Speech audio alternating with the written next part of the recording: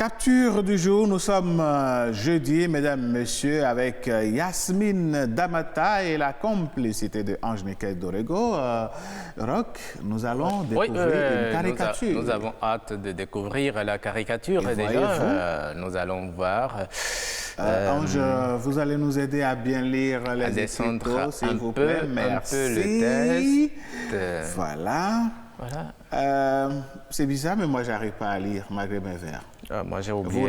Vous n'avez pas porté les vôtres. Moi, j'ai oublié les miens. Bon, alors, voilà, on il dit lit. Quoi? Une facture de 100 000 alors qu'il y a coupure tous les jours? Mais c'est du l'arnaque. Brigadier, arrêtez-le.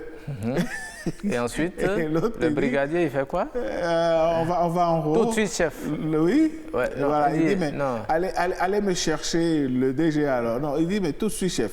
Et lui, en bas, en fait, il s'agit d'un gars qui distribue les factures de la société d'électricité. Oui, voilà, oui. pour ne pas appeler le nom de la SBE.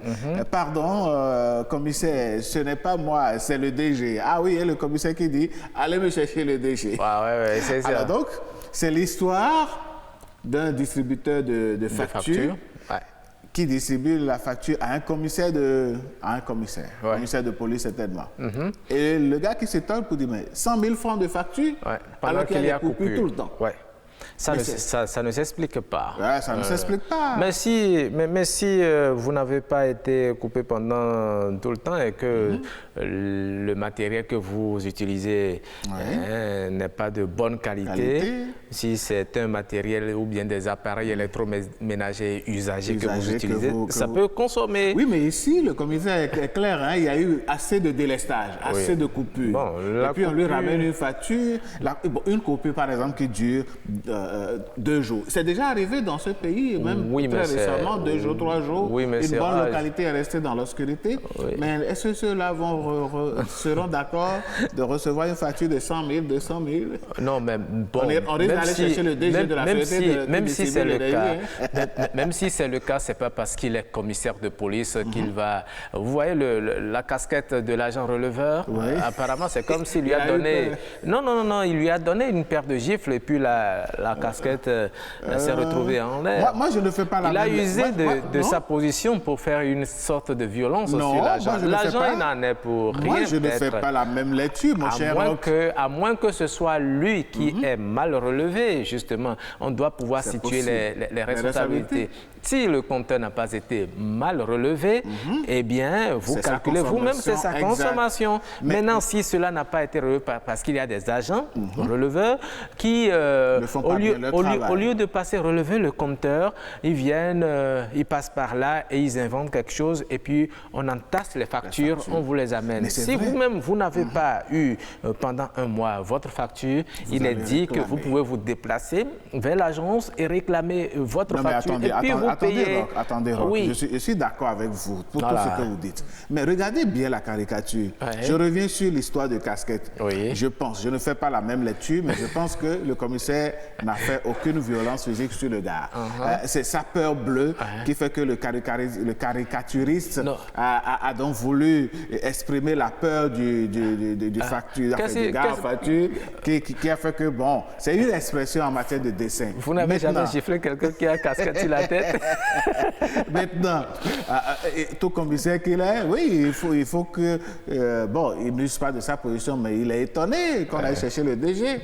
Parce qu'il y a des factures qui arrivent effectivement chez vous et vous posez la question de savoir, mais qu'est-ce que vous avez pu utiliser? C'est pareil pour l'eau aussi. Hein? Oui, on passe des jours à vous couper l'eau, surtout à Cotonou ici. Bon. Et puis quand ça vient après, la facture elle est exorbitante. Par rapport à l'eau, peut-être que vous avez une fuite quelque part. Pourquoi vous défendez les sociétés qui grugent les populations? Vous savez quoi, vous avez un deal avec elles? Je n'ai aucun...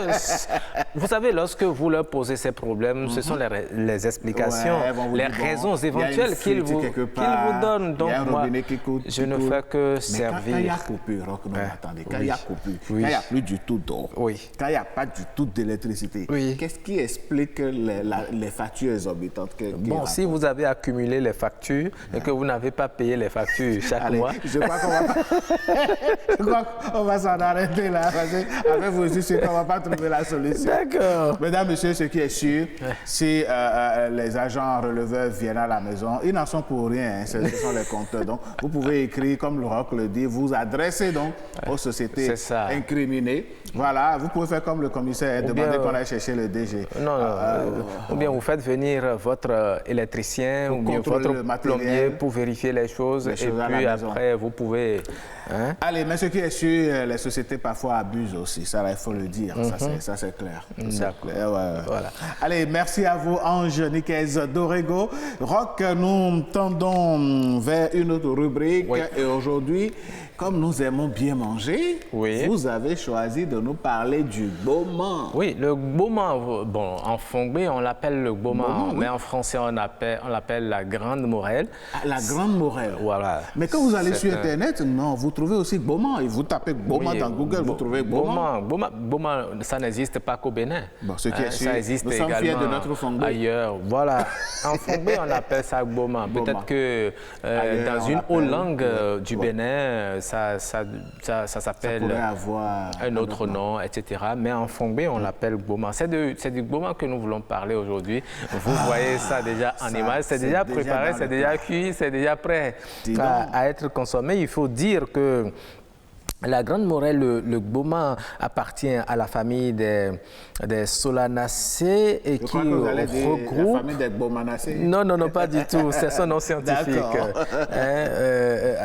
Il appartient à cette famille-là qui regroupe d'autres espèces bien connues telles que la tomate, le poivron, l'aubergine, le piment. Au Bénin, ce légume est cultivé pour ses feuilles riches en calcium, en phosphore et consommé en sauce.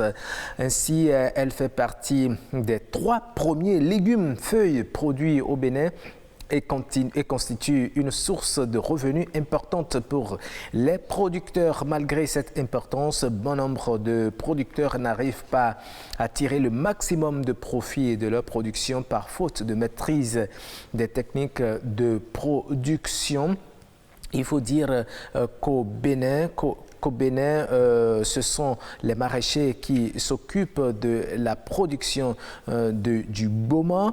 Il faut dire que le gboman a des vertus. Le gboman est très riche en minéraux, spécialement en potassium, en calcium, on l'a dit, en magnésium. Il est aussi riche en vitamines A et C, ainsi qu'en éléments nutritifs tels que les glucides, les protéines et les fibres. Le gboman est non seulement un légume, mais aussi son fruit est consommée comme aubergine. La grande morelle est utilisée comme plante médicinale également dans certains pays d'Afrique. On utilise ces feuilles chauffées contre les maux de gorge et les feuilles écrasées contre les douleurs de l'estomac. Mais il faut faire attention à ne pas confondre la grande morelle à la morelle qui est aussi une feuille médicinale. Et il faut dire que pour produire la grande morelle, il faut suivre 4 étapes selon le site BIOS. La première étape consiste à faire les pépinières. Cette étape dure 3 à 4 semaines et permet de préparer le sol et d'enfouir les semences sur les planches justement préparées à cet effet. Après 4 semaines donc, après 4 semaines d'entretien et voilà, régulier de la pépinière, il faut passer à la préparation du sol et semis. À ce stade, une fois le sol préparé, on repique les plants de gboman suivis d'arrosage. Une semaine après le repiquage, il faudra fertiliser le sol avec les fumures d'entretien et continuer à entretenir la plante, qui est à cette dernière. Il faut désherber également de temps en temps et puis après 6 semaines déjà, vous pouvez déjà commencer à consommer, à récolter le gboman. Voilà. C'est tout ce que nous avons. En tout cas, le gboman, c'est l'un des légumes qu'adorent les Béninois. Oui, et ce qui est sûr avec tous ces plats qu'on vient de voir à partir du gboman, moi je crois que ça donne des idées à la descente du plateau, ou bien ce midi, on va On va voir s'il n'y a pas quelque chose comme ça à la cantine. En tout cas, moi, avec les images que j'ai vues, là, ça commence à me donner envie. Vous allez lancer la commande à qui de droit? Bon, naturellement. Comme à votre bonne vieille habitude. Absolument. Allez, merci, mon cher Roch Aurélien Akoyinou. Yeah. Nous vous remercions de nous avoir donné ces idées. De ce qui on peut faire du maraîchage et puis bon, avoir du bon moment dans nos plats. Et puis, ce sont nos poches qui vont s'emporter bien si nous décidons donc d'opérer dans ce milieu-là.